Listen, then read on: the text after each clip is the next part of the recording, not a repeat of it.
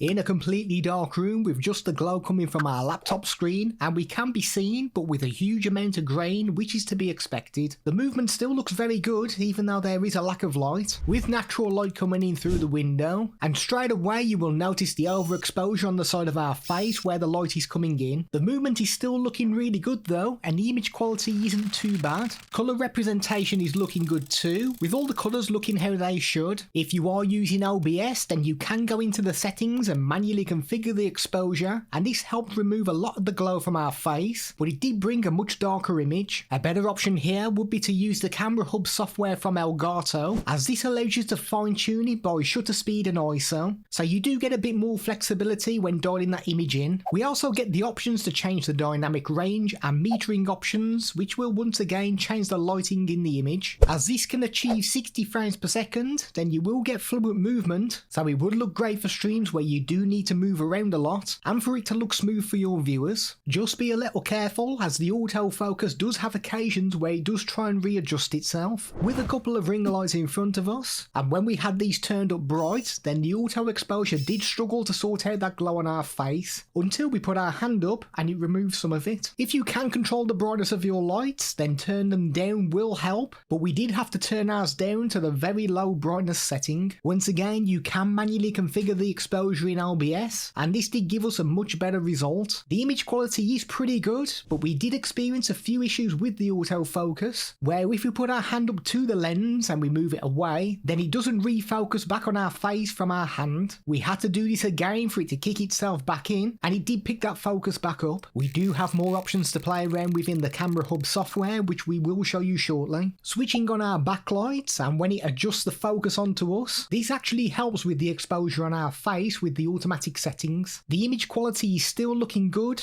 maybe just a fraction out of focus, but it is minimal. When I came up to the lens, I thought it would adjust the focus, but it didn't. And when I sat back in my chair, after a second, it did decide to try and refocus itself, and this did send us blurry for a second. Now, when we began to test how well it would focus on a small object, we really did struggle with it not adjusting itself to put the Lego character in any kind of focus. I tried moving it further away, close to the lens, and it just would not do anything. I then tried it in a different position, and it was still struggling to do it, but it did kick in when the object was a long distance away. So I brought it forward again, and it didn't do anything until it was about a foot away. Refusing to give up, I went back to the original position, and we did have it kind of adjusting, but it wasn't good at all. But all is not lost, as the Camera Hub software does come with a button to force it to refocus, and if you are happy with how it has refocused, you can lock this in position. This prevents it from hunting and recalibrating itself. Manual options are available, and a couple of presets to grab the focus on things which are near, mid,